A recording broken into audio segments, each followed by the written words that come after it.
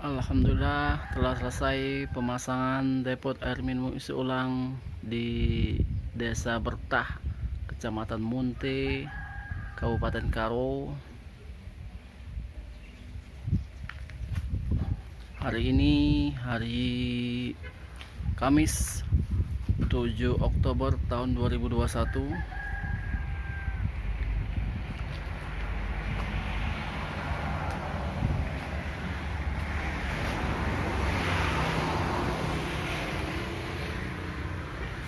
Ya, menggunakan tabung media serat FRP 10543 unit.